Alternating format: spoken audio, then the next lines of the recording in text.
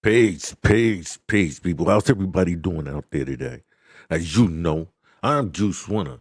This is Old Jaw Gritty. Right now, we are dealing with the world of technology. So, I have like different segments. So I just decided to put it all in one, what's the name, and just add like the different, tickers and all of that at the bottom. So, um, let me take a few more puffs of this.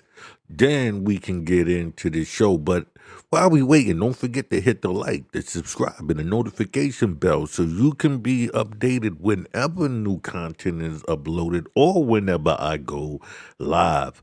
Plus, you can check out my book, Street Skelzy, Knock 'em Out the Box, right now on Amazon. It's about two brothers on opposite sides of the law who must team up to find their father's killer or killers.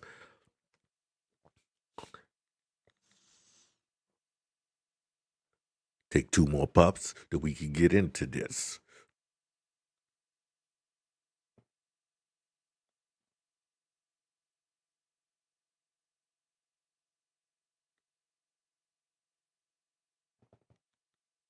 By the way, if you also want to support the channel, you can purchase, some merchandise that we have at the merch shop.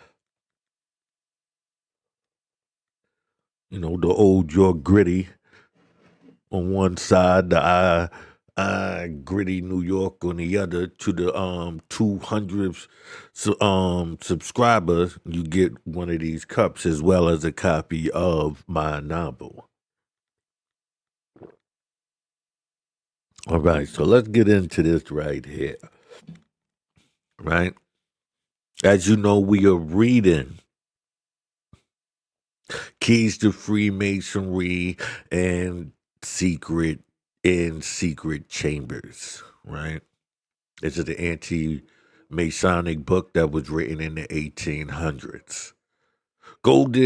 Knights of the Golden Circle. Graphic accounts of them by a succeeding knight, and remarks thereon showing the identity of the order with masonry. Quotations from Sir Walter Scott. Pardon me, put my brace on here real quick.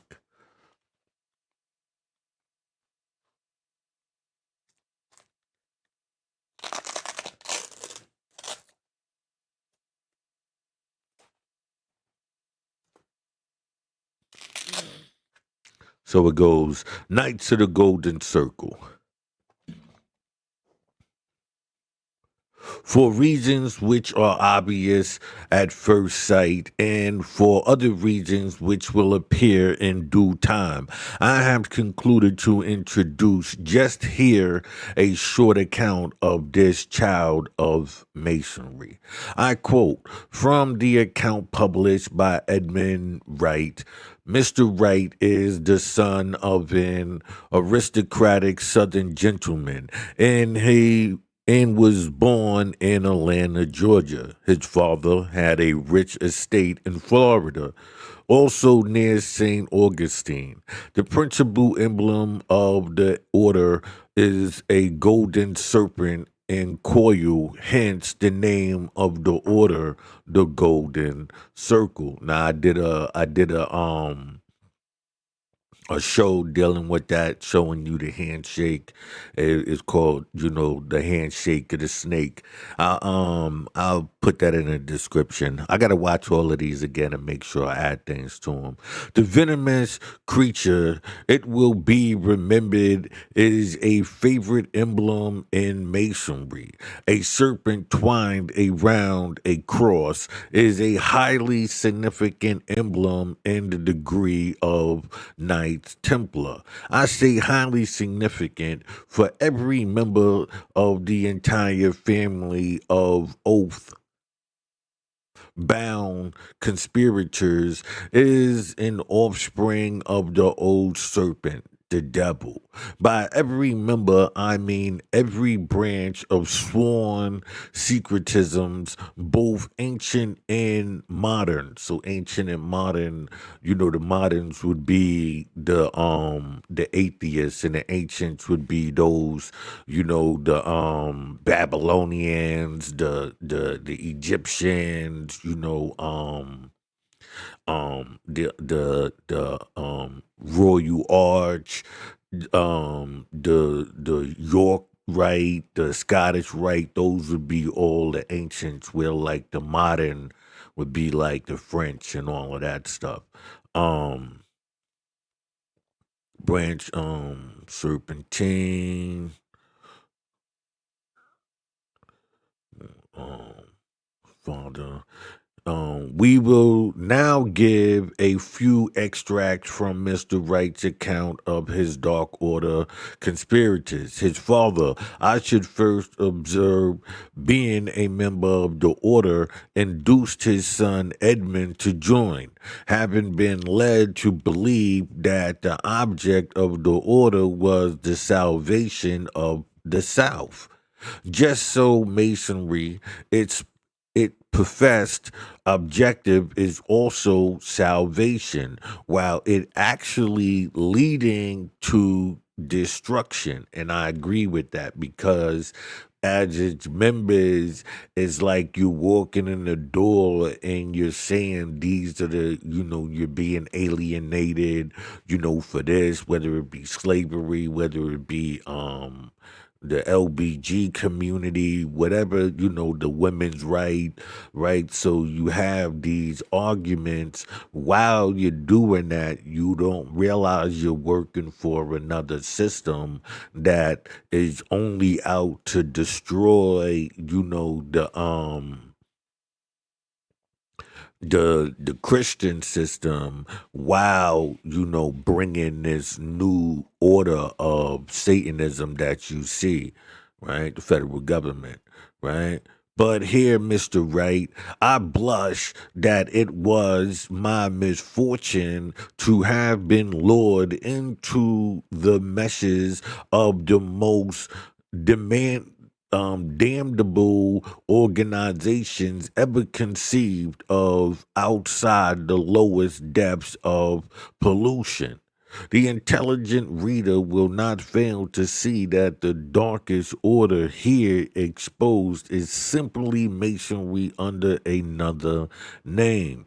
Like I said, you can, once you know what you are looking for, you can say, okay, the Nuwabians, yeah, that's a Freemasonic group. Oh, the Nation of Islam, that's a Freemasonic group. Oh, the Moorish Science Temple, oh, those are Freemasonic groups. The People in Folk Nation out of Chicago, oh, those are Freemasonic groups. The Black Hebrew Israelites, oh, that's a Freemasonic group. Bloods and Crips, oh, those are Freemasonic groups, because you know what you were looking for, social construct, you understand this design of putting somebody in the spell, and you also are able to identify those who are working the system, not just those who are under it, which would be harder to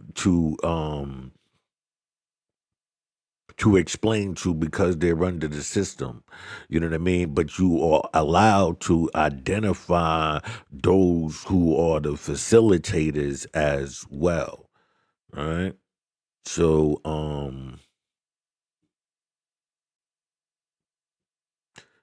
with such variations as are called for by different circumstances and ends.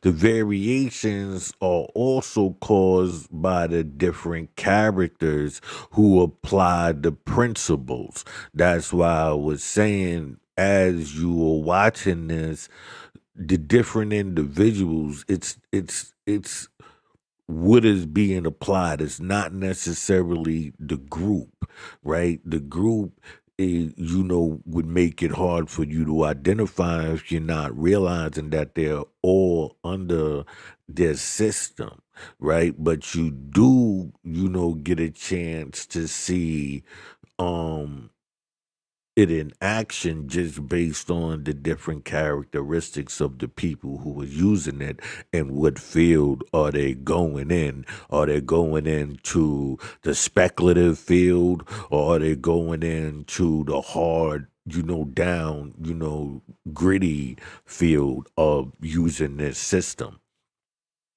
and applying these principles, and who carries them out more or less fully, according as di- they themselves are more or less corrupt. Hence, Mr. Wright says the castles in the northern states through forward and conducting principally by Southern men are more moderate in their workings and less open as to their design than are those of the South. And this too is the Masonic method exactly. The character and design are always developed by degrees. The principal purpose for membership must be for legal age. If an old man, he must be vouched for as a pro-slave Democrat with a straight record. If he is only of age, he must be known and recommended in favoring the extension of slavery and every means at his command. Now you got to remember, at that time, that was the requirement. Like you see now, when you hear about Freemasonry, the the LBG community, and then you start hearing, the pedophiles working into that, and area, you start to see that it's people. It's a core. While they're telling you the type of individuals that's in that organization, there also is a call for those to come to that organization, right? Because it's saying this is what is in there. So clearly those people would be the first to enter that place, right? They like, oh, wait a minute, I have a union for people like me. All candidates must be men of wealthy and of living in F living South slave holders. Therefore, the cardinal principle is to establish and maintain arti- um aristocracy, right? So I'll be showing, like, matter of fact, I can I don't think I have the picture though, so let me see if I can pull it up here. All right. Um Down long. Pardon me here. I wanna show you this collar. All right.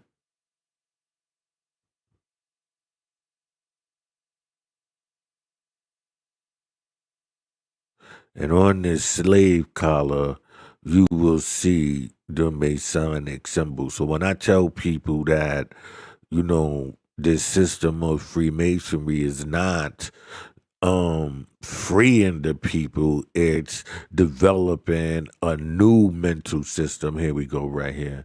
It's developing a new mental system of slavery, right? And being enslaved by belief. So using the same system as before, right? But now, right? So we see right here, hold on. We see right here, right? You see the Freemasonic symbol on it. You see the cross, right? See again on this side, You see the Freemasonic symbol. You see the Queen's crown. Down here, you see the Freemasonic symbol again. And this is in 1855, right? This is in where? Savannah, Georgia, right? So we understand that the man was not just making, allegations, right? He was presenting facts, right? So now, right? It's happening. It happened been ascertained upon examination that the processes, the required requisite qualifications, the candidate is conducted by the pilgrim to the century on guard who's speaking in the smothered tone inquired, who goes there?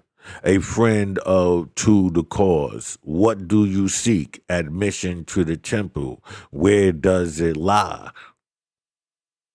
In the innermost secret chamber of the castle. How speeds the night? It is well. To which the century responds. Advance then and receive the oath of silence and secrecy. The figure 7 is then exhibited, which means the drawbridge is down.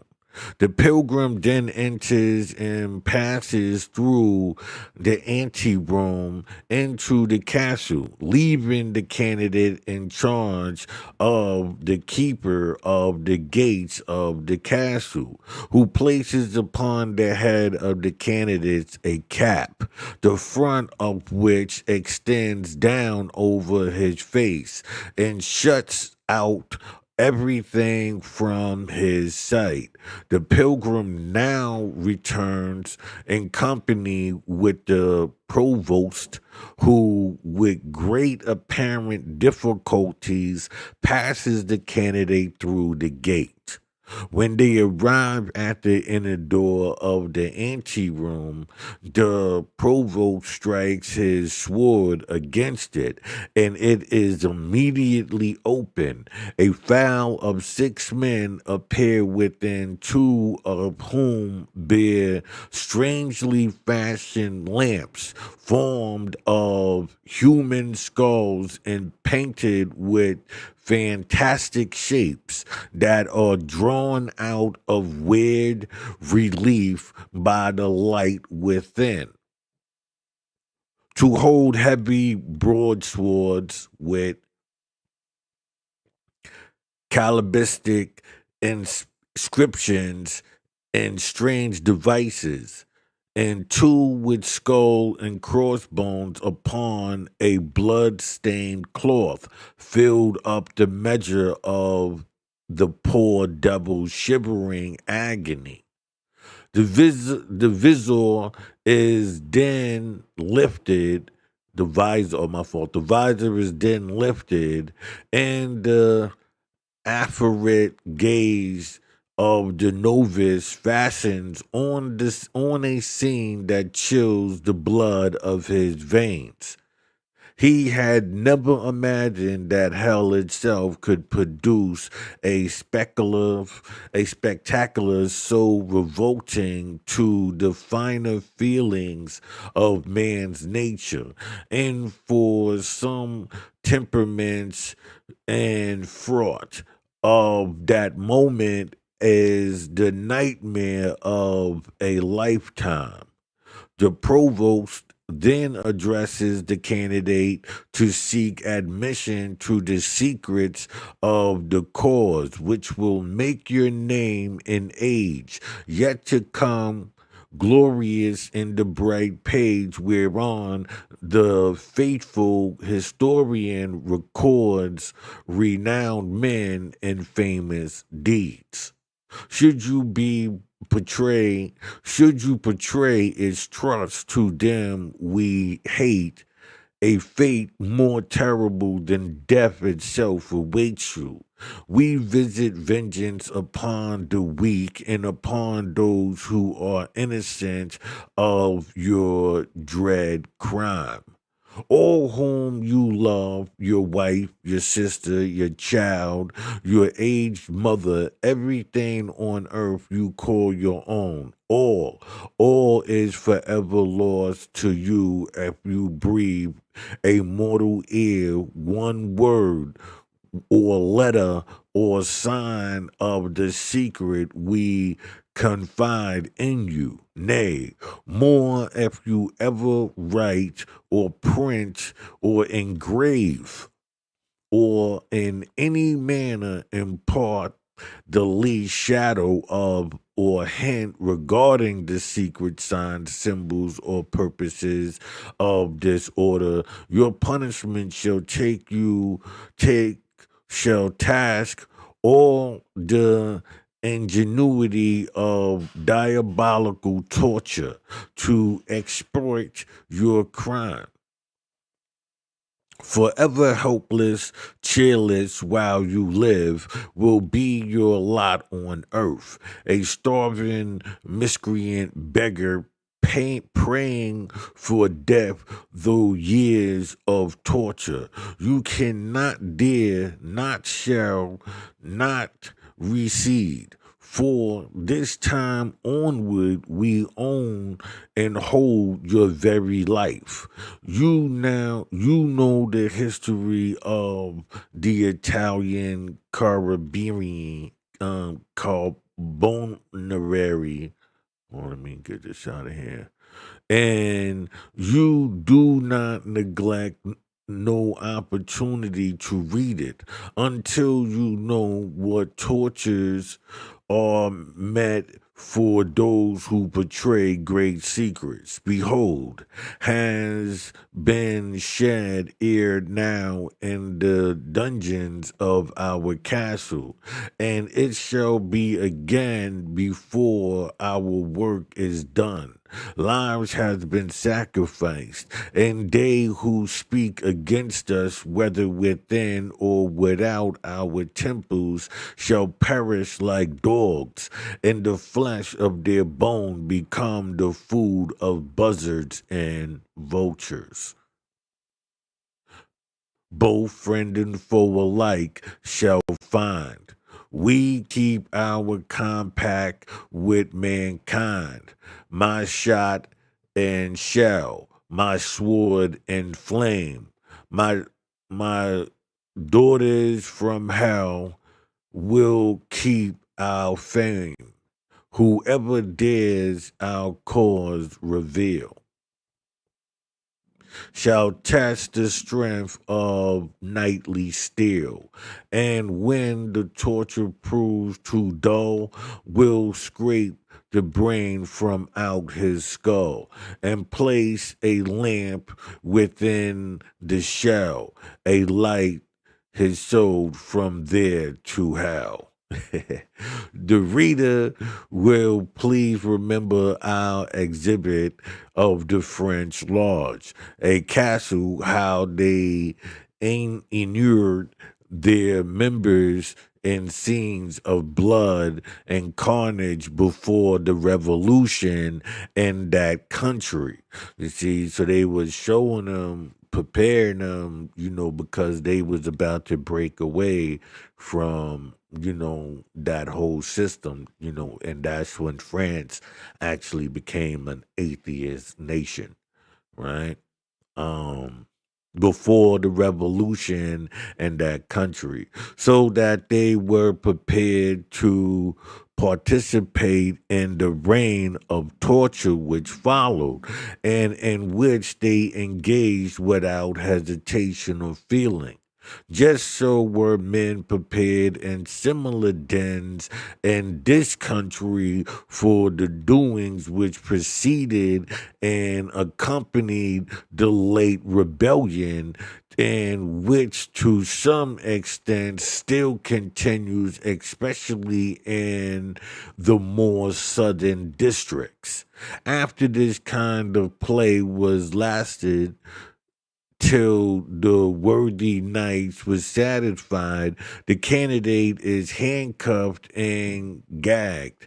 His legs being left free, he is conducted to the large hall known as the Knights Temple, where every person presents with a helmet with with the visor drawn over his features as he is passed slowly in front of the knights, attended by the provost and the guard of 6 plebeians. Each knight repeats, naming the candidate, I know thee, break not thy oath.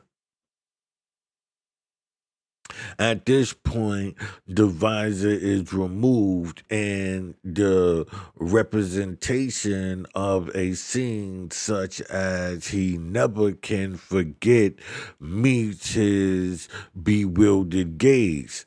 The mercenary figures and all the surroundings are so perfect that all appear to be real. Representing the death by hanging of a frightened candidate who, having reached the point in the initiation services, refused to proceed and still refused after having received several broadsword cuts and horrible bruises. The thing represented was a real occurrence and disgraced the annual of the temple in Alabama, and the dungeon of which the poor helpless wretch was pulled up by a rope drawn over a pulley, while 200 villains tugged at his legs till his life was choked out of him. How many times since then the same thing has actually occurred, I am unable to state. But knights have, on several occasions within my own knowledge, courted opportunities to reenact the horrid murder and have assured me that nothing would give them more pleasure than to assist at such an execution.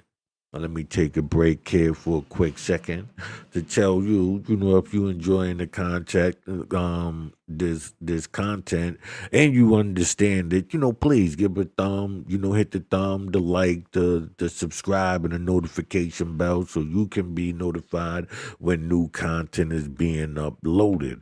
Plus, this is my book, Street Skills, Knock 'em Out the Box. It's a book about two brothers on opposite sides of the law who must team up in order to find their father's killers or killers.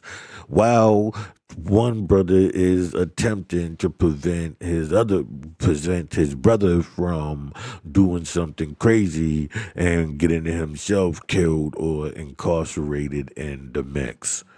All right, let's get back to this. My stomach is growling. The reader will now see why the legs of the candidates are left free while he is gagging and handcuffed. In this state, he can neither offer resistance nor make a noise, and the savages can pull his legs while he hangs.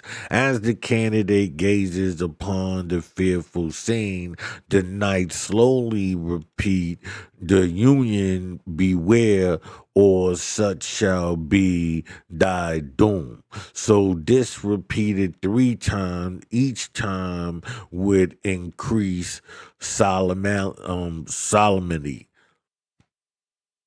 The Grand Knight then addresses him in 3 words. Sir Novice, I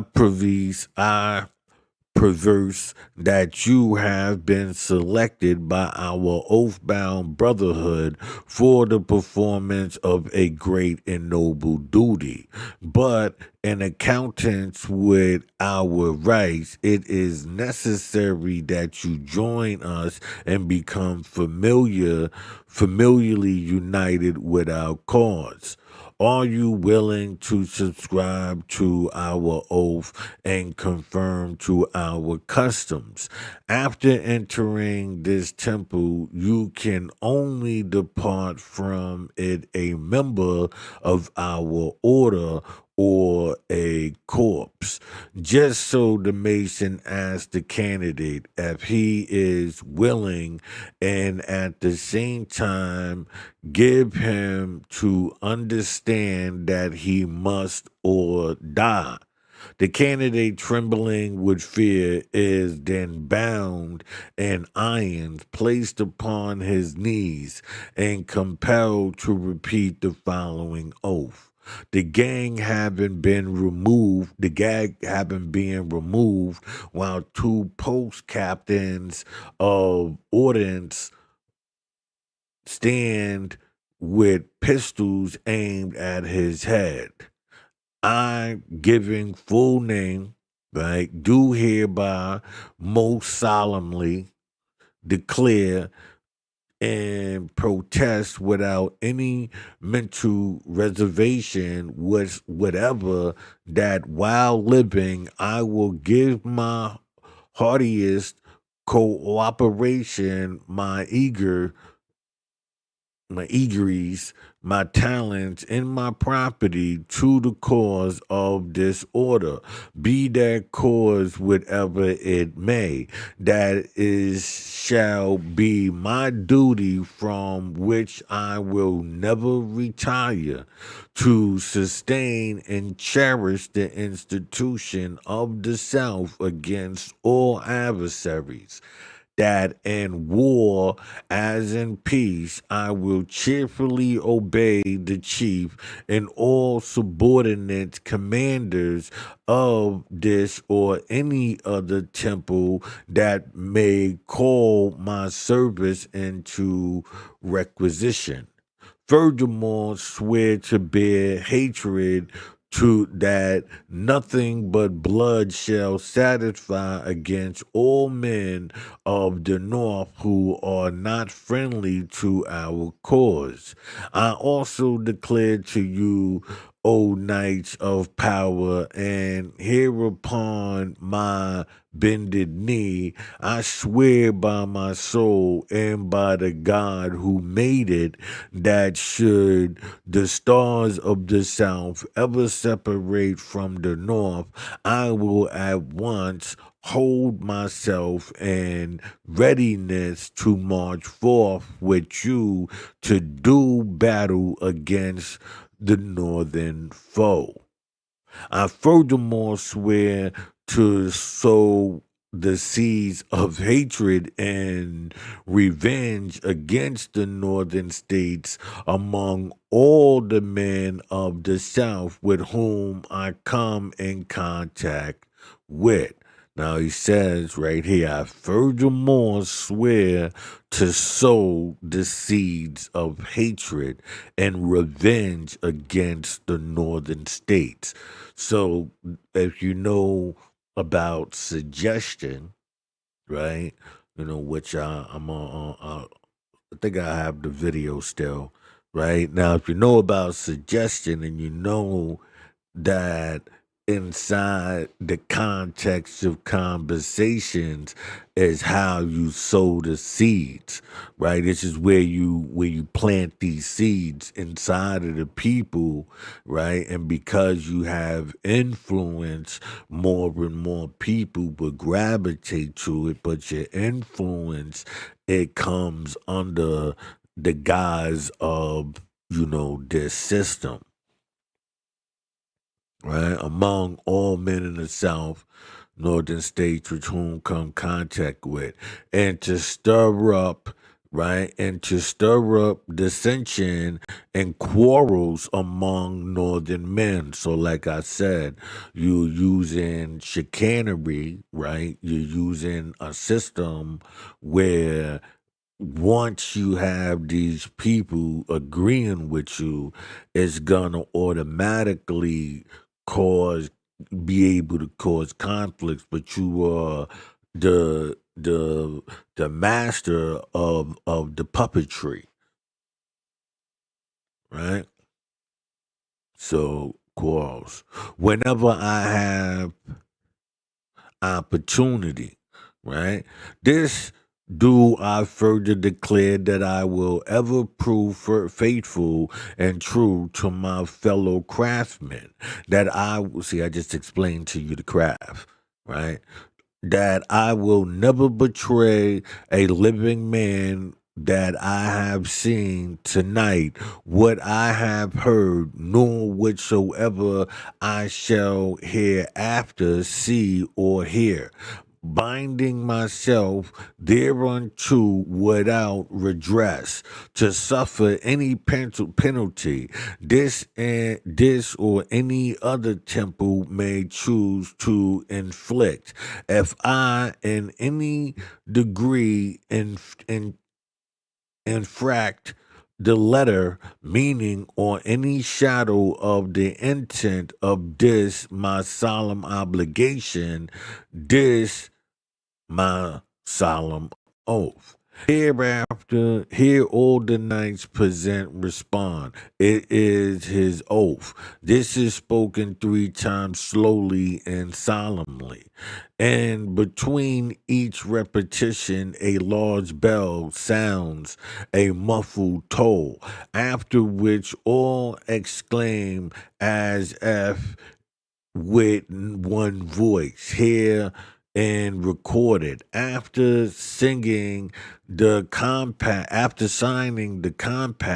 which embraces the constitution and bylaws of the order, and in which is incorporated in substance of oath, the candidate is instructed in the various ways of entering the lodge. Now, on one side of you listening, and if you ever paid attention to what's his name, OG Mac and the New York City Bloods and how he started it, you will see this whole structure. So he was a Moor, right? He came under the system of a Moor, was able to get this off the ground, and and these are the results. Now he had a sword over his head because these dudes are killers. They going to upper limits. I mean, you can hear the stories, from them if you choose to, right? Certainly, the obligations, objects, and doings of this circle, as here divulged, are diabolical to an extent difficult to be believed.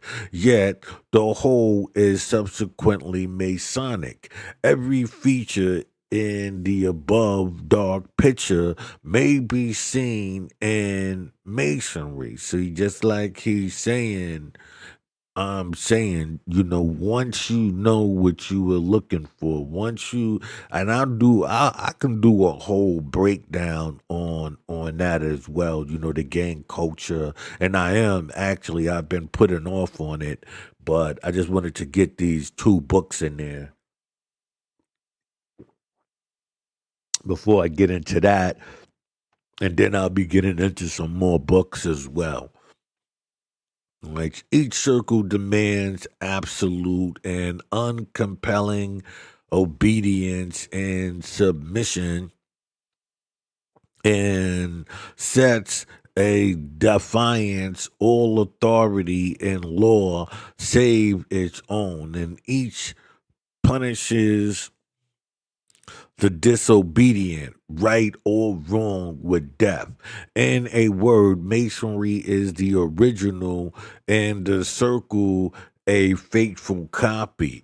And it is with great priority that the serpent is adopted in each case as the principal emblem, and is with equal priority that human skulls, bones, blood, coffins, and instruments of death abroad alike, both on the garment and the dens of monsters, compared with whom Nero was a gentleman.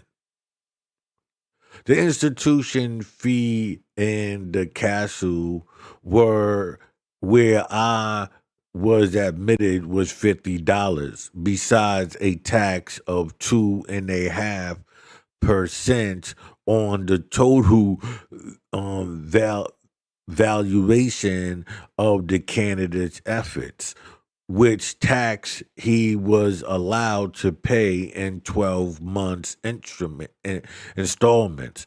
The tax assessed against candidates at our castle in a single night amounted to $9,240. And in some cases, it was very much exceeded this sum at a single meeting. So the question of where the money comes from to carry on the operation of such an organization is very easily answered.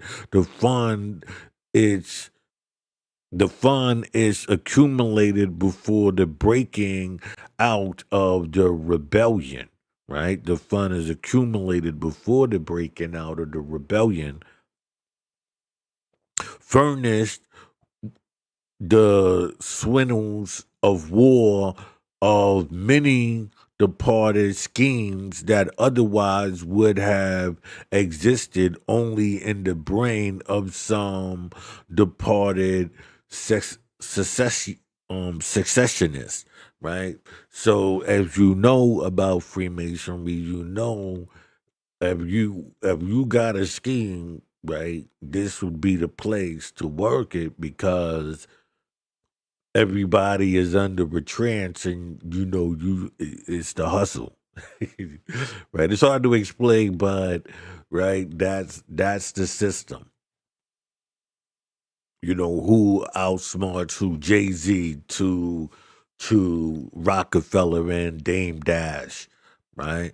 After I had passed through the entire program of the institutionary degree, paid my fee, and pocketed the notice of assessment against my efforts, I was coolly informed by the GR Grand, I guess, that I was as yet no knight, that this ceremony was merely conditional and only fitted me to receive the degree of a true knight at the subsequent period, that my station and society would enable me to exert a commanding influence in favor of the order, and it was therefore expected of me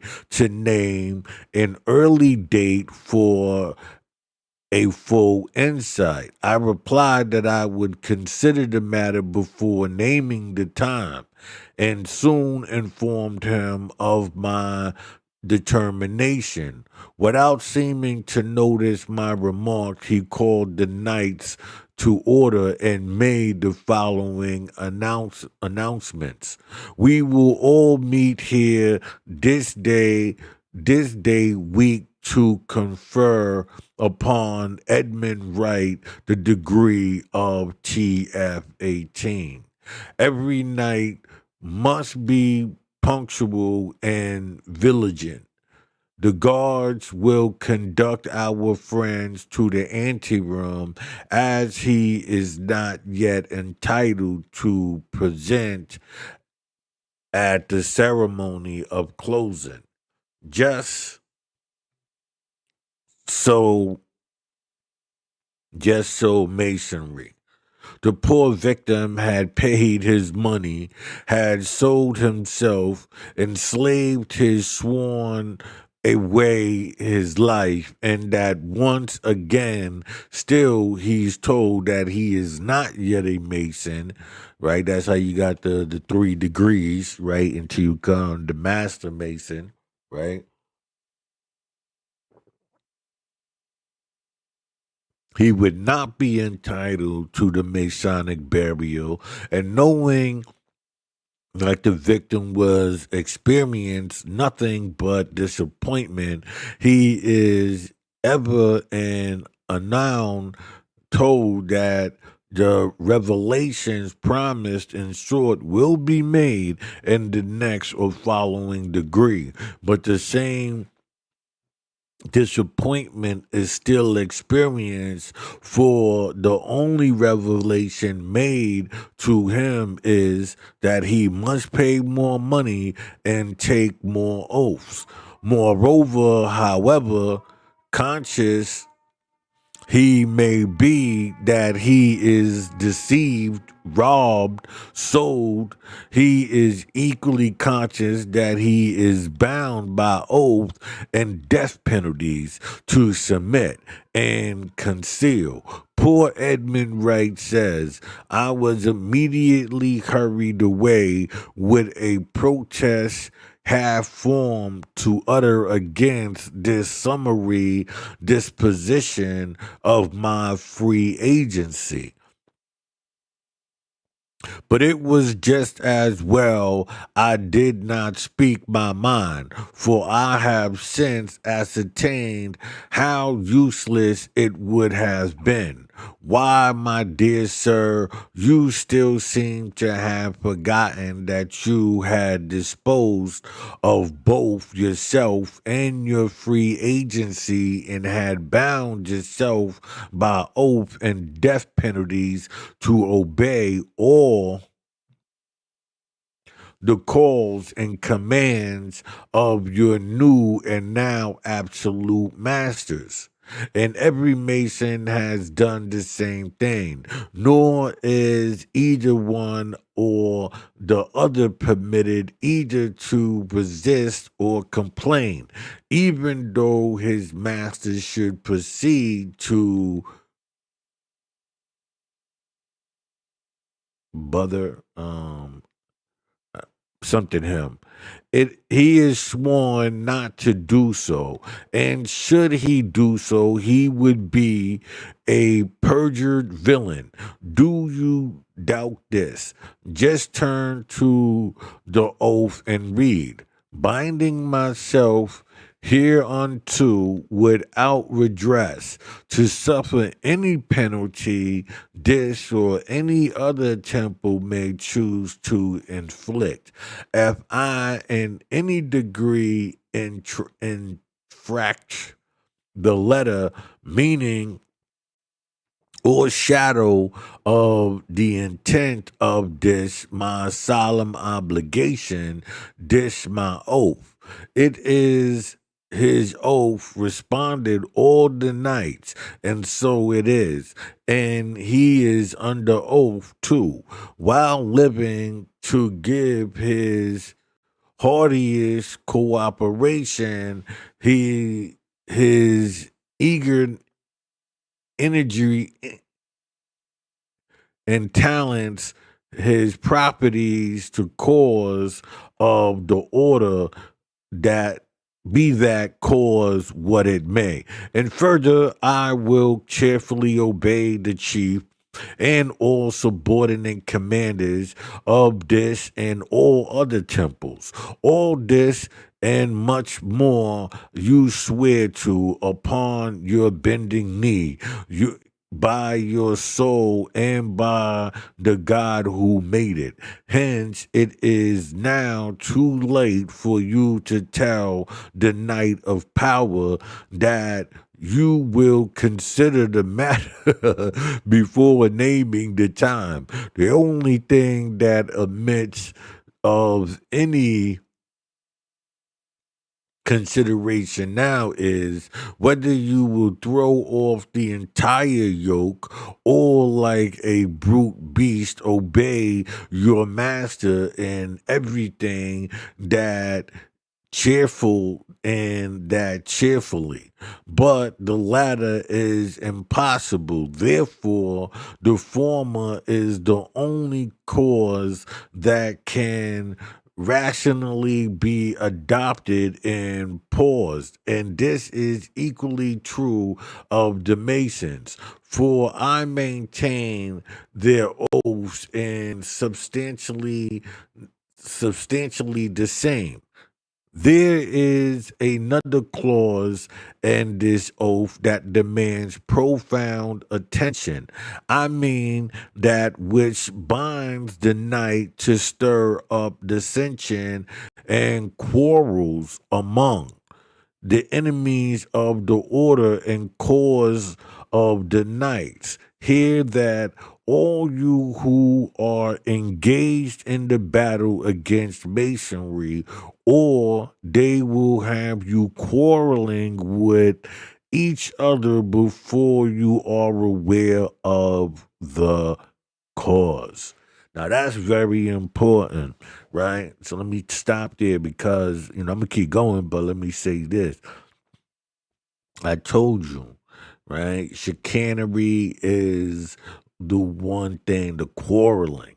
So if you set up a group of organizations and then you can have those organizations as members go out with this dissension, this attitude towards certain things and cause a quarreling. But little do they know that this system is controlled. That's why at times it could be a peace, and at times it'd be all out, war as you see brewing now within the United States.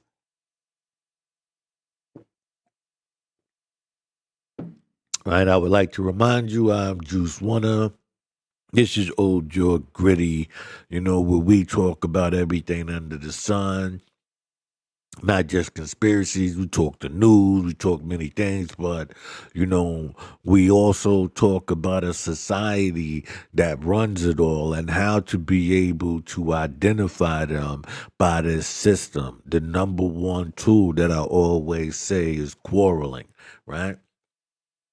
It's just my book, Street Skills, Knock 'em Out the Box. It's available now on Amazon Books. Don't forget to check it out. It's a book about two brothers on opposite sides of the law who must team up in order to find their father's killer or killers, right? It's a fast-paced book that takes you throughout the tri-state area of New York. And forgive me, I'm really just trying to get through this, but yeah, please don't forget to check out my book. Is how you want to support the channel. Also, you can support the channel by going to the merch. Some junkies merch shop, and you can check out some of the merch as well. Right?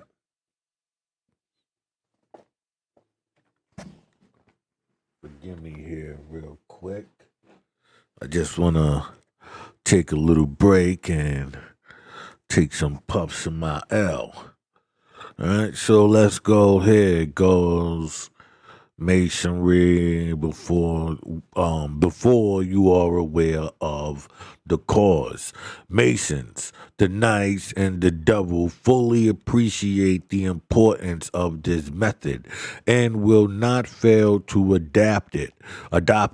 This and they will even profess to be with you, that they may have a better chance to divide you. They will adopt the most subtle methods to subdue their opponents one against the other. Look out for them. I have detected them at this work more than once. Divided the union is no new idea, either the devil or the mason. is in masonry. So, in the golden circle, the extent to which a man proceeds in the degree determine his chances of office and other advantages in society. As he reaches the raven's plum, says Mr. Wright, he is made a member of the Navy. For Raven's Plum is the mystic vocabulary of the night, significant to the winds of the ocean. If he progresses far enough, he becomes a master of the rules of the circle, which last baptism is interpreted. Circle, i.e., veins, rose, i.e., blood, and a blood letter, which signifies that he may hold rank in the army. Very few attain to this latter position.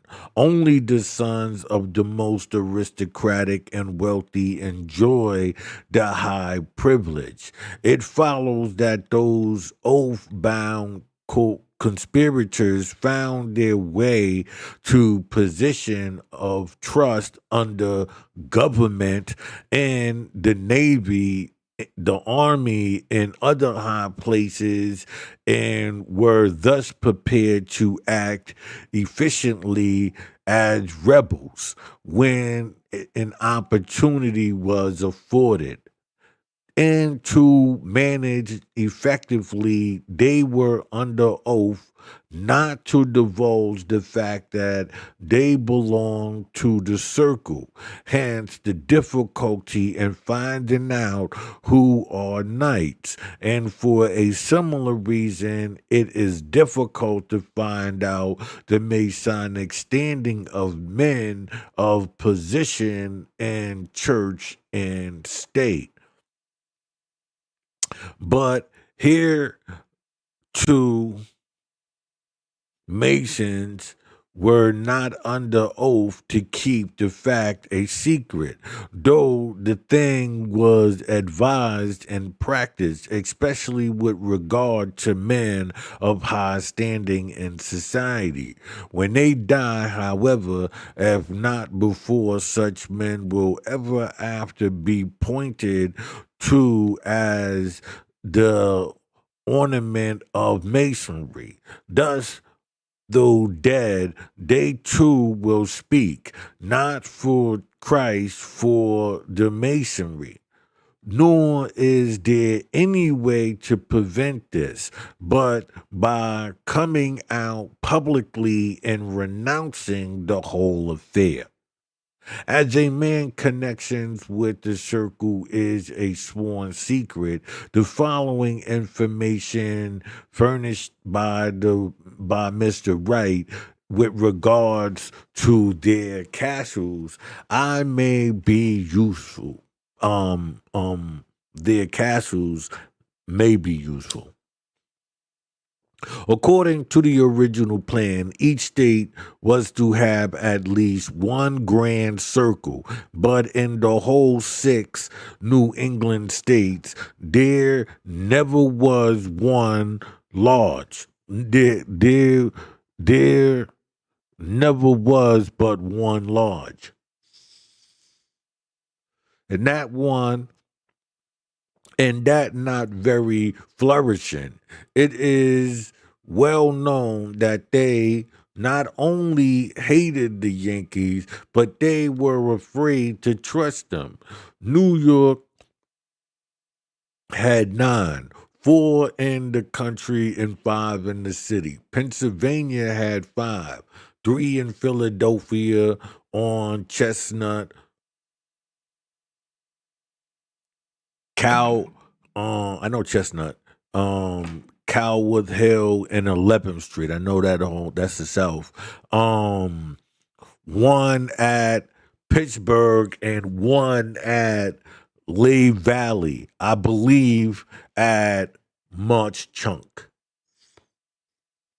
Ohio had three. one in Cincinnati, one in Dayton, and one in Columbus. Indiana had one in Indianapolis, one at Madison, and one at New Albany.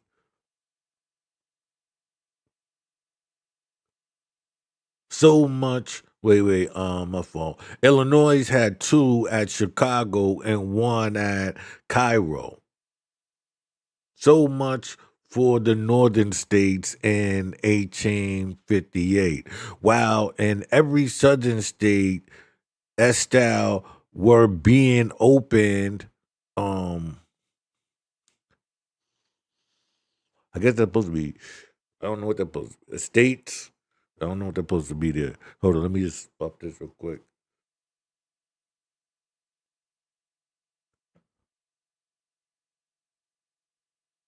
We're being open in every direction.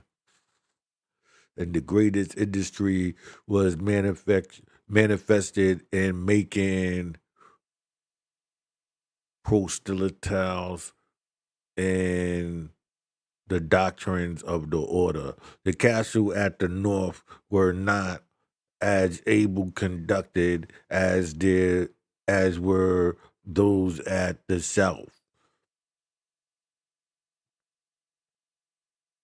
nor entirely on the same plane. The ritual and forms of initiations for the North, although framed on the basis of the original and used at the institution of the order, were essentially changed.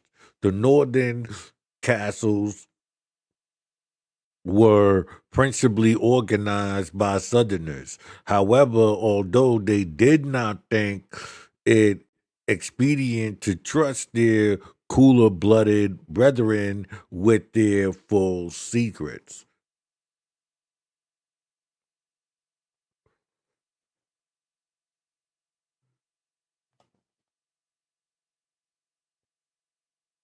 Just so masonry it forms is large, such as those of the good Templars, Temple of the Honor, etc. Company, and adapts its degrees to the various taste and circumstances, but does not trust such with it. Full secrets, of course not.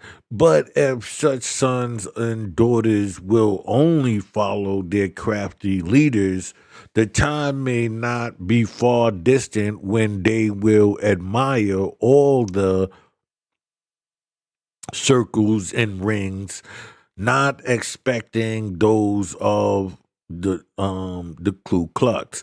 Meantime, they might be careful not to speak disrespectfully of any secret society, nor will they and they will fully justify their silence by telling you that they know nothing about them.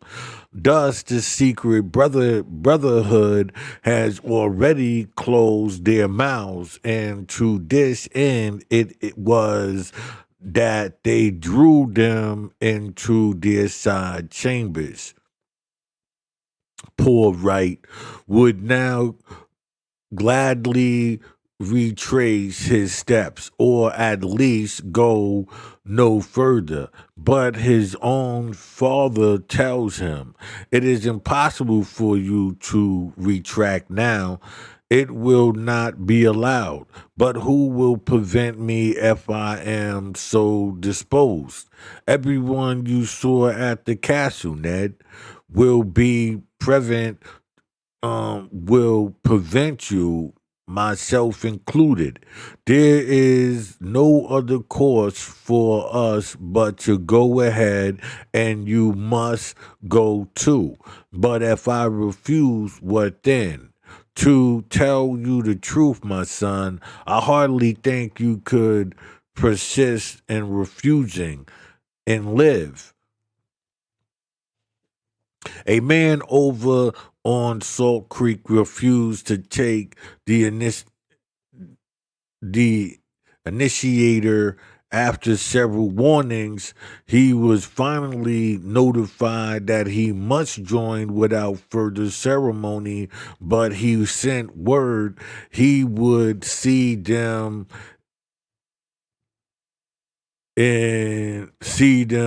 I guess dead first. In less than a week, that man disappeared and has not since been seen. Excuse me, although his family has spent time and money to discover him. It is positively announced at our castle 3 weeks ago that he would never be seen again on earth. We know that such announcements are strictly true. I think it would be difficult for our father and his son to be in circumstances more painful than where those above described. Each knew the right but was afraid to do it. Each knew the wrong and thought he must do it and did.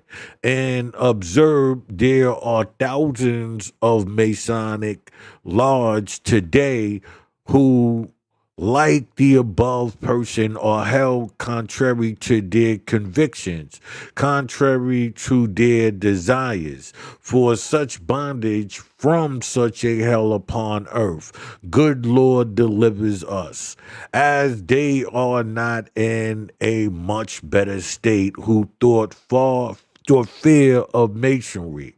Aside with it, though they are not in the lodge, and observe again the goings with masonry, they go against God and honest men.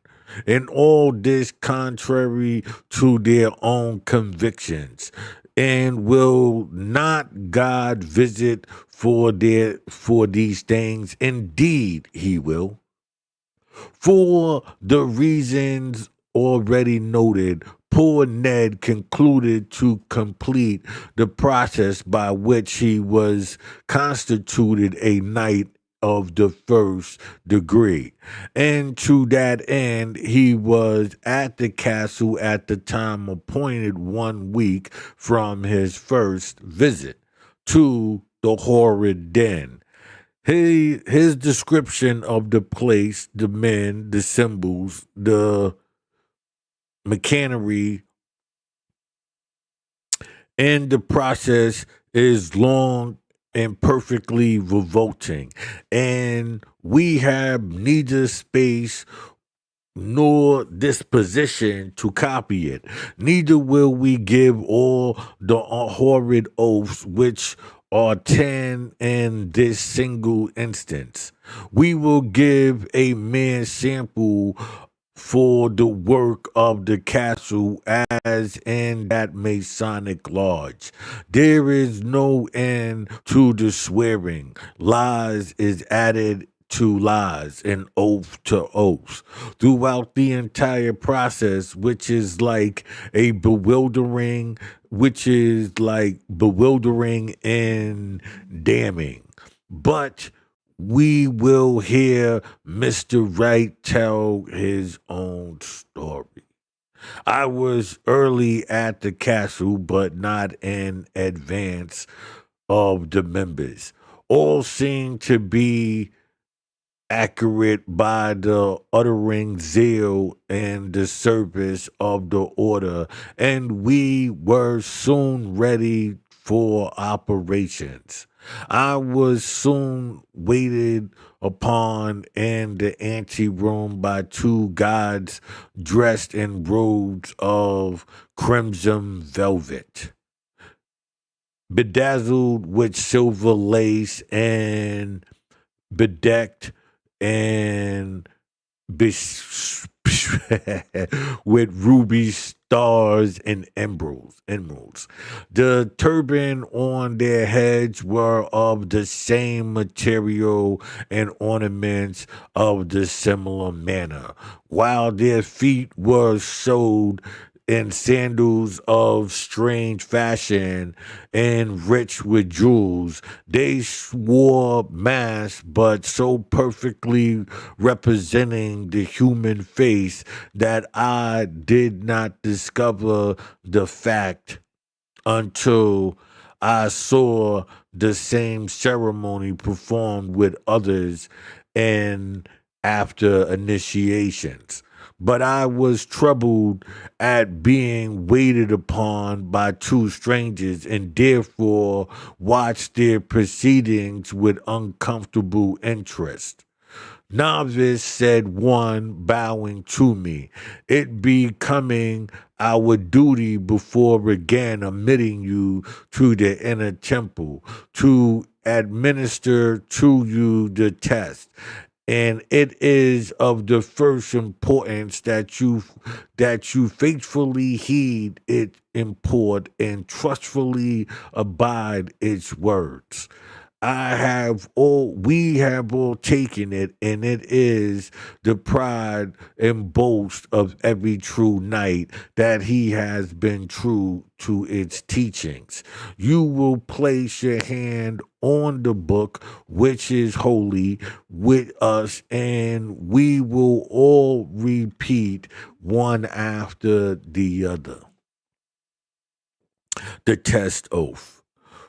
We, novice and king citizens of the South and champions of Southern rights, do hereby and hereupon, in the presence of each other and of Almighty God, judge the word solemnly and sincerely pledged our lives, our faith, and honor to conceal and never expose the mortal being except the true knights who have sworn to the oath in any circumstances or thing that may transpire in this castle or in any castle with which he may be connected, that we will not disclose the secrets, the knighthood to save life, friend, nor fortune, but we will freely sacrifice life and everything dear to us if called upon to do so, for the prosperity of the principles of our glorious order, that we swear death and destruction to northern abolitionists, and that we will leave no means unturned to circumvent their schemes. In the name of God, amen. The door of the entrance to the temple swung open as we concluded this oath, and I heard the response from all the knights as F uttered with one voice, in the name of God, amen. I will be, it will be seen that there is here a close imitation of masonry. The entered apprentice swears, I will always conceal and never reveal. Here, the wording is concealed and never exposed. In each institution, too, the candidate is told, we all have taken it, as though it were right to do wrong because others have done so. Again, and which is a suggestion as well. We all have taken it as one of the major suggestions within the system of mesmerism, right? Again, you will place your hand on the book, which is the Holy Bible. This too is exactly Masonic as are the words hereby and hereon. And the words the castle or any castle with which we may be connected are equally Masonic, except that the word castle is substituted with the word lodge.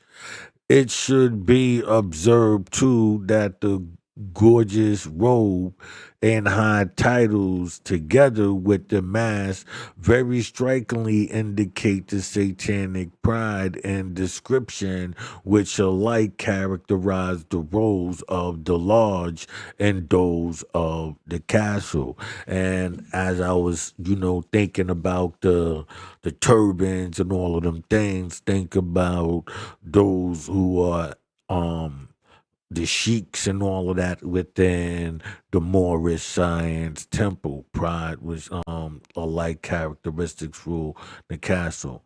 But they reached the highest pitch of profanity when they call upon Almighty God, which they do to assist them in the preparations of every crime that man is capable of. Murder and treason not accepted.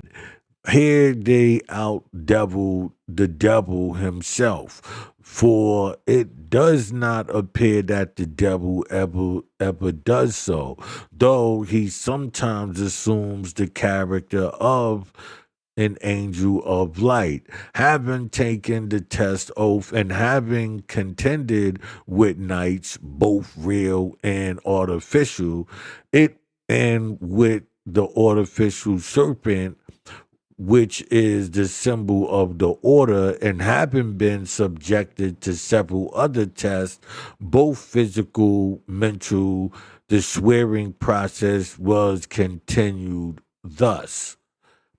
Before God and these witnesses, I, Edmund Wright, a true man of lawful age and southern born, do swear that I will never reveal what I have this night witnessed, nor whatever I may hereafter within the castle or hives of the Knights of the Golden Circle, that I will keep secure all the signs, grips, words, and tokens of disorder, and never impart them outside of a castle or hive, except under urgent necessity, and to those only that I know to be good and true knights of this degree. And furthermore, I freely bid myself to each of the following obligations in perfect good faith and without the latest mental reservations or envisions of my part. Here again, you have the very wording of the Masonic oath. It will be seen to that in each case, the candidate is slowly led on and thoroughly bound before he is permitted to see or hear the more startling and dangerous parts of the system. For all this is only preparatory to the oaths proper, 10 of which now follow. And indeed, it may well be presumed that the man will take the preceding obligations, will stagger at nothing, especially if he has done so without the least mental reservation or evasion. And if he has not, the cause is little better unless he has done so under pressure and irresistible force, which questionably is often the case. All right, pardon me for 1 second here.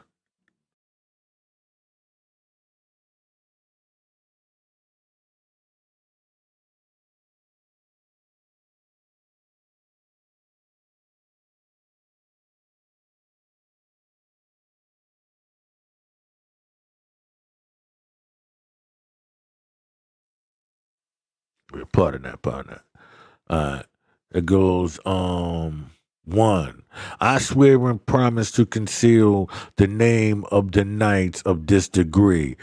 This objective is designed, therefore, and never under any circumstance acknowledge that I am a member except to such as can give me their sacred word in a manner to leave no doubt that they are true knights.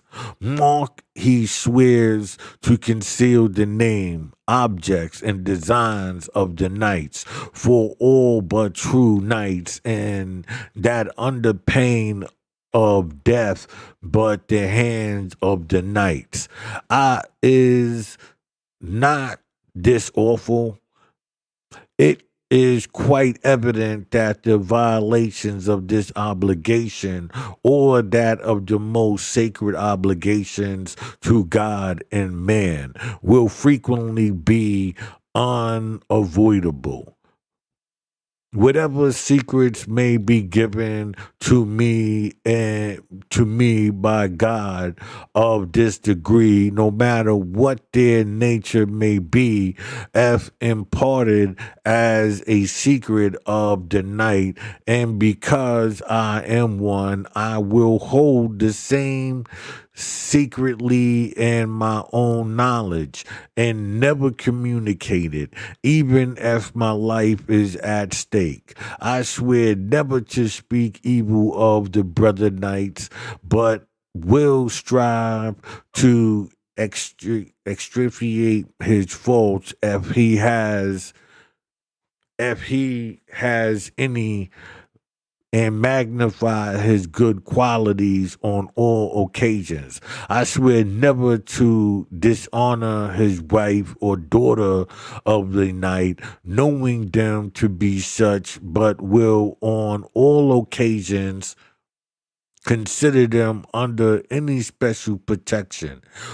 All this too is strictly Masonic. See the third and seventh degree in particular. 3, I swear to oppose to the utmost of my ability the admission of any confirmed drunkard, professional gambler, convict, felon, Negro, abolitionist, minor, idiot, or foreigner to membership of this degree of Knight of Circles. But I will induce at many good Southern right men to join as possible. So he's saying, he won't admit the drunkard, the professional gambler, the convict, like the Negro, but those lodges take all of those in. He's saying up to what he's up to, he won't do this. This too is strictly Masonic. There is indeed a little variation to adapt it to Southern particularities, particularly the object and design of the knights at that time. And by way, this is another proof that masonry is adapted to the objects of bad men in all ages and countries, but never to those of good men. The following two oaths afford an instance of the same kind. 4, as interference with the domestic institutions of the South is an enormous crime condemned by all our laws. I solemnly swear that whenever or wherever or whenever I find an abolitionist in a slave state, I will do my utmost to hand him over to the proper authorities, who shall be knights of this degree, if possible, to find them, or failing to do this, I will kill or maim him to the best of my strength and the means of my command to help my God. So help me God. Observe as with masonry, so with these knights, and violations of their principles is an enormous crime, while the violations of all other laws is not only harmless but praiseworthy. Observe, to the authorities appealed to, I guess supposed to be must be nights, if possible, to find them. Here you see one reason why those devilish fraternities are so anxious to control the offices, yeah, both in church and state. Notice too how deliberately they swear and ask God to help them to murder good men simply because good men are, as they may be, opposed to their diabolical principles. 5. I furthermore solemnly vow and swear that in case a president of the United States is elected who is not in Southern rights, who writes man, and from whom any danger to our institution may be responsible apprehended, I will do my utmost to destroy his power in the South. We see that today, you know, the slander, especially if you online, you know, you see the slander on both sides. Oh, Michelle Obama is a man, you know, the Donald Trump, the Biden Sleepy Joe, right? You see this, right? You see this back and forth. Even powers in the South, even to the taking up of arms against his authority. And in case the southern state decides to secede from the old union, I swear to accomplish everything it is in my power to do to effect this end. Now, mark how awfully these oaths anticipate the removal of the old union to give place of a new, namely that of the circle, and mark how artfully the treasonable clause is brought in. In this case, the southern states decide to succeed from the old union.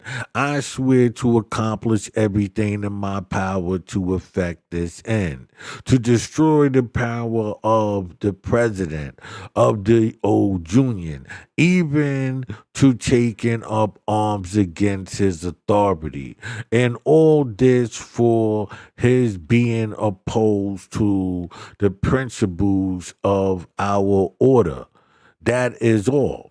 Just so Masonic oaths, they recognize no law or authority outside the Masonic circle, and all the enemies thereof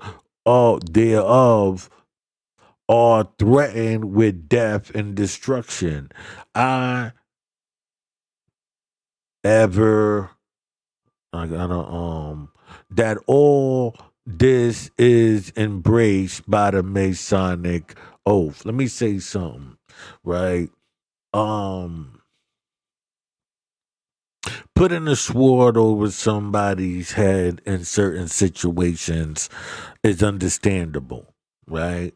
Now, little do these people know the problem is these people are not aware that they're, even though they seem like separate pockets, they're all working under the guise of one, right? There's one word that passes these words down throughout the people, because it's the word that causes the chaos, the confusion, and these type of things. So even though many people can break off and have many different, castles, lodges, tribes, whatever you wanna you decide, you label yourself. Once you understand the system, you understand these labels and how they all operate psychologically on its unsuspecting subjects,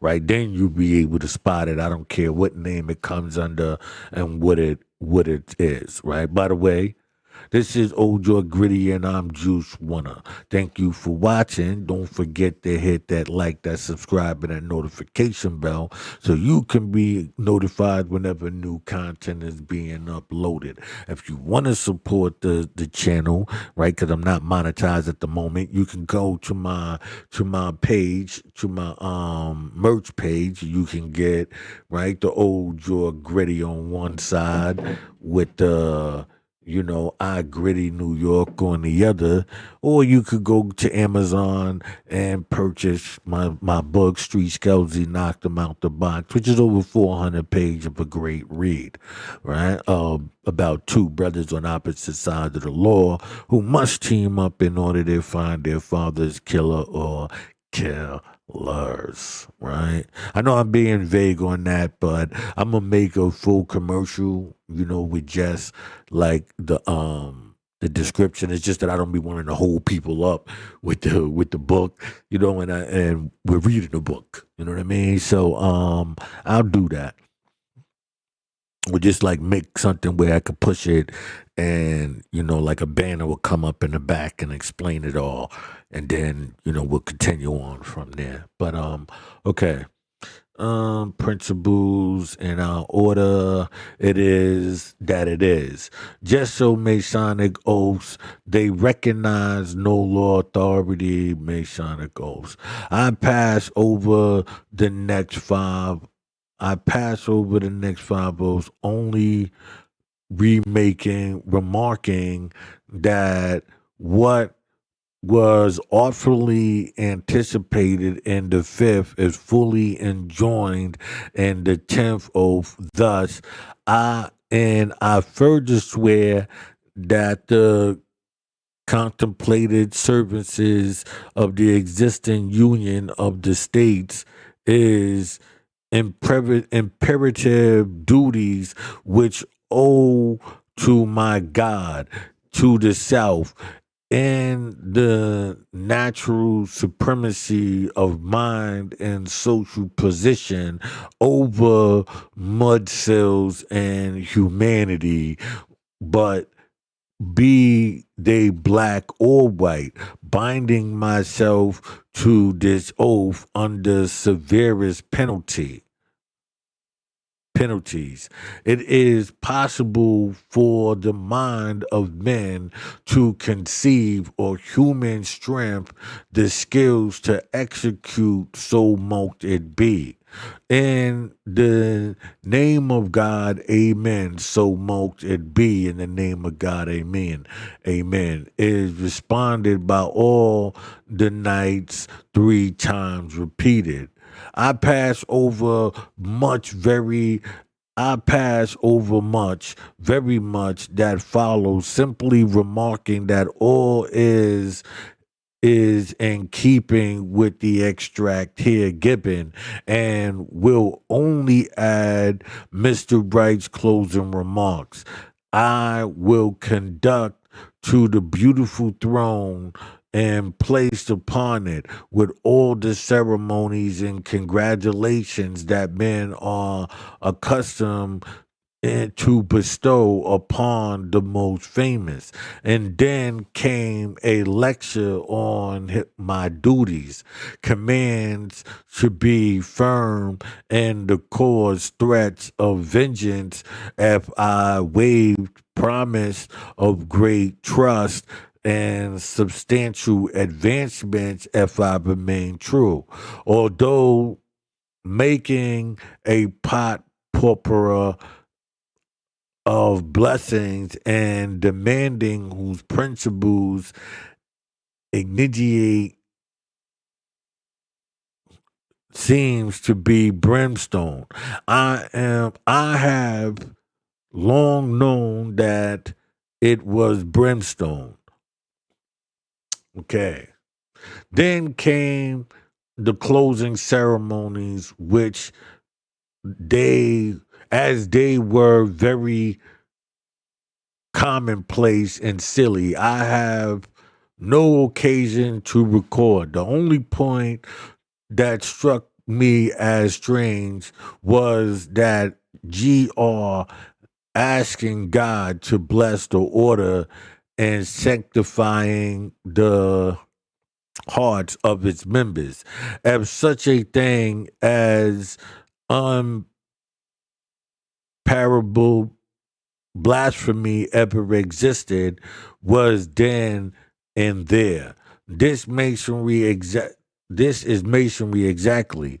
The combination of atheistical wickedness and blasphemy, accompanied with pretensions and pity and abundance of the silly and the ridiculous, the design of which is to obscure for the time the hideous substance of the colgamate and thus deceive the candidate.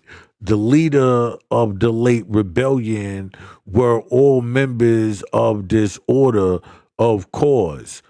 Mr. Wright mentions several by name. He says, while Breckenbridge was vice president of the United States, he publicly wore in the city of Washington the emblematic jewelry of this traitorous order, the same of Floyd and Toms and Wigfall. In fact, Wigfall boasted publicly of the extent and power of the order and divulged the sarcastical emotional of such character at Willard's that it became necessary to close his mouth by special conventions of such members of the Senate as had the inside track of the legislative cable and were entrusted with the keeping of the order of the Capitol. Burgard attempted the organization of Castle at West Point and really made some progress, but discoveries were made in time to discourage the carrying out of his purpose, and his removal prevented the renewal of the attempt. PTB is doubtless one of the most industrious and scientific liars in the Southern Confederacy and must have had large experiences in making this statement. I write from personal knowledge of a single fact and thousands falsehoods. Our succeeding knight, also mentioned as Brother Knights JB, Geo, N. Saunders, D. JDB, CLV, Jeff Davis, and others, both North and South, and adds, I am reminded not to deal in personalities for myself. I would like to point out by name hundreds of people at the North who have done more towards prolonging this occurred war in the interest of succession than thrice the same number in the South have accomplished. But my published threatens to scratch all such items. Therefore, incidents without name or date must suffer. Here follow a number of incidents of treason and murder by the night, some without name or date, and some with both, such as the horrid murder of Andrew's family in Georgia, consisting of 3 gentlemen and 3 ladies, all mounted on horseback. They were pursued by some 20 knights also mounted.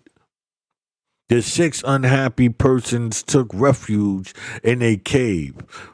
Pardon me here.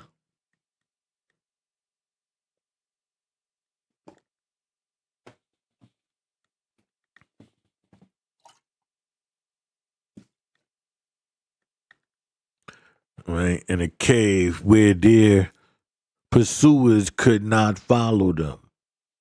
But Peter Blair, the leader of the knights, fired into the cave and then ordered dry wood to be piled at its entrance and set it on fire.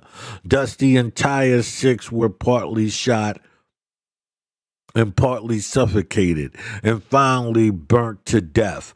Before this, however, a ball came from the cave and killed Blair, and his fellow knights threw his dead body into the fire and then divided his property among themselves, all of which Mr. Wright says he witnessed having been pressed by his fellow knights and forced to go with them. He tells further that he saw 17 men, women, and children drowned in the Big River while fleeing from those they had for years been accustomed to look upon as their friends and neighbors. And of the 5 who reached the opposite bank, 2 were shot dead and by their pursuers as they emerged from the water and warned by their efforts to swim the rapid stream. But I will not any further pursue this bloody history of these wretched beings who called themselves Knights of the Golden Circle. It is too painful to dwell upon. I have given this much because I would have people see what Masonry is and its serpent-like offspring are doing. For remember, Masonry is the parent of this entire generation of vipers. Call them Knights of the Circle, Knights of Piraeus, Knights Templar, Ku Klux, or what you please. They all sprang from Masonry. At first, they appeared to be harmless, little unchained, and were called, it may be, Sons, Good, Templars, etc. So they were transferred to the Blue Lodge, thence to the Character, thence to the Emancipant, thence to the Golden Circle, thence to the Ku Klux, and if worst grade, if possible, this side of the Great Gulf. They will probably soon be there, nor let it be forgotten that if Ku Klux and Knights of the Circle are Masons, as most of them are, Masons are bound to keep their secrets as Masons. Yea, to protest, yea, and protect them, espousing their cause when in any difficulty so far as executed them from the same whether they are right or wrong. No matter who or what a man is, Ku Klux or private or pirate, if he is a Mason, all Masons are bound to protect him. Their oaths bind them to do so in peril of death. This is fact. Let Masons deny it if they dare. Just so closely are Masons connected with all sorts of crimes and all sorts of criminals. Of lift up your eyes, ye Mason, who occupy the pulpits and the pews of God's temple, and see your connection. And you, ye Christians, lift your eyes and see the men who you support as your pastors. Mr. Wright says, once a knight, always a knight is a standing axiom of the order. When you go and you know not what you are doing, but you are led along step by step to assume obligations word by word and sentence by sentence that every honest man would scout with scorn. Could he see them as a whole and scan their tendencies deliberately? This too is masonry exactly, both as to the prosperities of the obligations and as to the manner in which they are imposed upon the deluded victim. The candidate in the lodge as in the castle is led along step by step, and the obligations are imposed word by word and sentence by sentence. And once a mason, always a mason. True, you may refuse to meet in the Masonic den once a week, but you are held to your obligations just as firmly as if you did meet. Yea, and you are watched more closely, being more suspected.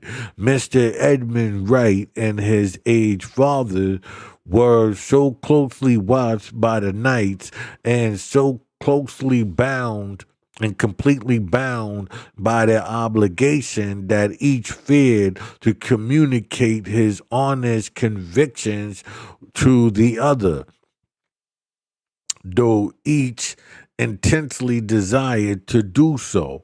When they became convinced of the true character of the system, this was not till he came to die that the old man ventured to communicate his thoughts to his son. And even then, he only ventured to write his thoughts in a letter which he confined to Edmund's wife, and which was not to be given to him till after the death of the author. The horrible bondage in which men are held by these diabolical obligations is strikingly indicates in this letter, as will be seen in the following extract. By feeding the admonitions to the brief of in a word, the cause of my destitute disquietude is my connection with the institution known as Knights of the Golden Circle, and to whose soul destroying meshes I have been the means of leading you contrary to your wishes, until you dare not say to you what as a father I must say to you. This reason he gives for withholding his thoughts till now was the dreaded consequences of acting upon them, which he feared his son would do prematurely. The consequences of the attempt would have been to you and to me death. Let all earthly affairs be subservitude to the speedy withdrawal consistent with the personal safety of the most uprighteous institutions. It is a cable conceived in hell nurtured by the arch fiend, accused of God, and soon to be by all honest men. Now, in precisely the same way, thousands of Masons are held in bondage. They are fully convinced of the evil of the system, but are afraid to make their convictions known, even to the nearest friend on earth. Knowing as they do that Masonry will hold them to their obligations, and to that end will inflict the horrid penalties as far as circumstances will admit. For secrecy is absolutely essential to the existence of the system, and unless it is understood that the penalties will be inflicted, the secrets will not be kept. This must be evident in every Mason, for the horrid penalties are consistently kept before him and prepared. There are few Masons who have not evidence that the penalties of death is actually executed from time to time. By my father's will, says Mr. Bright, I learned his desires that I take as my homestead, a fine plantation he owned in the neighborhood of St. Augustine, Florida. And soon as I had arranged affairs to leave, I moved thither. Now, mark how the circle watched and holds its slaves, for have often been told that connection with such circles is profitable. When you are traveling, just notice the following, and you will find out the connection is not quite as profitable as you suppose. Immediately on my arrival, I was waited upon for several nights of waited on by several knights of the circle, to whom I had been reported from my castle, to whose mission was to urge my immediate connection with them. Then I requested a little time for consideration and to become somewhat acquainted. I was abruptly told it would not be allowed, that I was not viewed at home as being any too sound, and that I was expected to prove my faith by my work without delay. So I made virtue of necessity by immediate application for admittance to the St. Augustine Castle, and was entered on the books thereof. Thus poor Edmund became more and more sensible of the hold that the circle had upon him. Soon after this, he was sent to Galveston, Texas, with Judge Furman and Reverend Mr. Taylor, who he speaks of as an old initiaton. And Galveston, those three gentlemen were transit-centered business for these castles. But the Knights of Galveston took all three into their castle the same night on which they arrived there. And they, inside the castle, they found themselves prisoners. The judge was first tried, and as he absolutely refused to submit to the terms offered to him by Galveston Knights, He was murdered in the castle the same night after having been tortured by the rulers and mercenaries of the castle. There not being time that night to attend to the case of Taylor and Wright, they were both placed under guard in a certain hotel owned by Sir Knight. Mr. Wright, being somewhat small in stature and of light build, and finding female clothing in his room, he dressed himself therewith and went out of as the daughter of the hotel keeper with a veil over his face.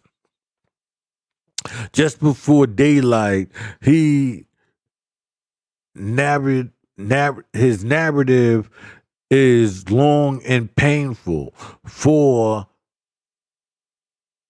he lost all but his life, and probably that too his has been taken by the knights long ago. As to Mr. Taylor, he says he had no fear for him, for he was a hypocrite and would comply with any terms. And this conjured proved true, for the narrator be afterwards informed us that Mr. Wright met his old friend Parson Taylor and St. Augustine in Furness, and wrote and write in firmness of right, and the old judge being suspected. My impression is that the above method was adapted to put them where they could not tell secrets, and had not Wright escaped, he would have shared poor Furman's fate without doubt. Instead of following Wright, though, his narrative, I prefer to give the following portrait of the system as given by another succeeding knight and included in Mr. Wright's narrative.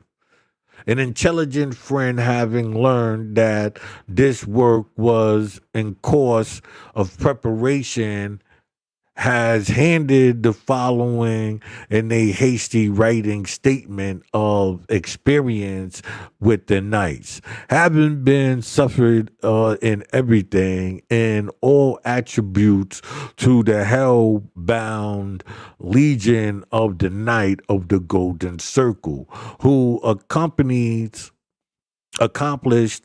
the destruction of my home, and where the cause fell and accused of the murder of my wife and infant boy, a brother and a dear friend. I believe I would be held recent to manhood did I not lay bare many facts which occurred near where I lived for several years. The accuracy and damnable deed practiced upon the unwary, weak, and offensible people who stood in the path over which these fell destroyers stalked appeal my every sense. Even now, when my bitterest woes have been somewhat modified by the hands of time, and it slows progress towards eternity. A sense of duty, like the incumbent necessity, demands that I should expose most fully the infernal machinations which the knights of the circle employ to entrap their victims, or to ensnare those they afterward employ as mere tools by which they inflict torture upon all those who are opposed to this association. Those compact is a deed of horrid darkness, and one such depart um desperate nature that no man possesses and sparks of virtue could believe it's born of earth. I gotta take a break. I've been going hard. I didn't realize this chapter was that long. You know what I'm saying? Like I said, um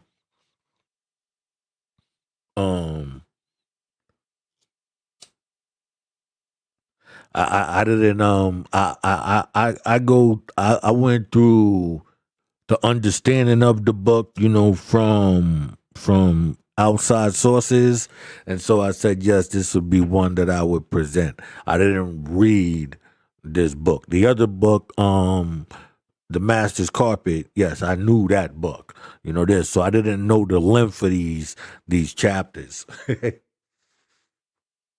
But that's good though. I just looked and it was like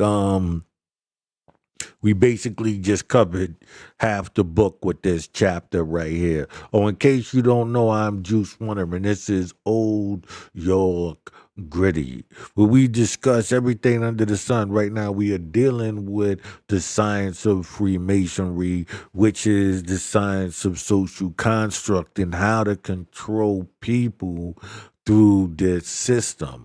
Right? It's not a system that they invented. What they did was just break off. So when we think of Freemasonry, we think of a few systems that's work under one grand system, but they all working with their own hustles and angles toward at the same thing, with the hopes that they will overpower it.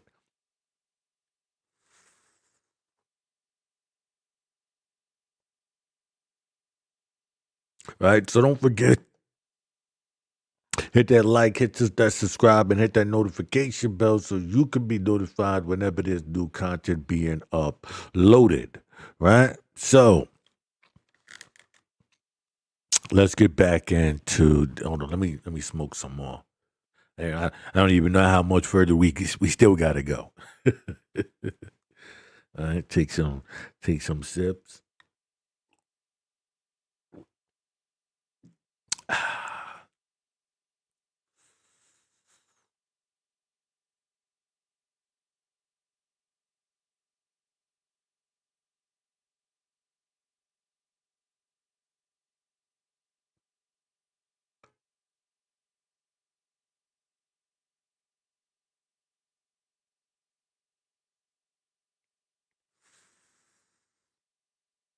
This is what I'm smoking is because I'm a grower. In case you don't know, and I'm gonna start getting into my grows as well. But this is oh, this is the double grade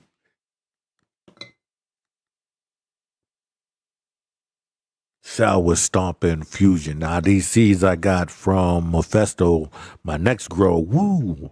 I'm about to go in. Actually, I'm about to start up my next grow in hopefully in a few days, and I'll be I will add a series into that, just to keep up with my pictures and all of that stuff, because I really slacked on being on that.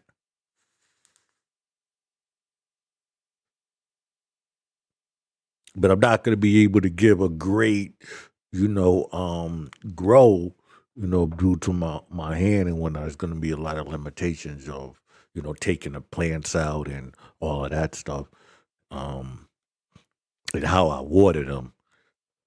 And I'm going for a large grow. I'm thinking about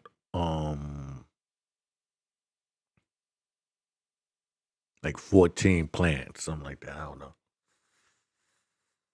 And from then, I'll take a break for a while, and then just chill out. 2 months to grow, and they probably chill for like about a good 4 months, get back in it again. Um, let's get back into this.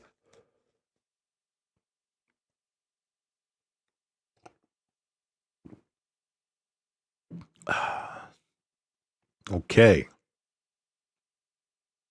Far and wide with those who called knights of the the so-called knights in their immigrants traveled over this once happy land, planting their castles wherever the brighting cause of secession found advocates. And like the serpent that charms its prey, the more readily to secure its capture, they have allured thousands of good but unwary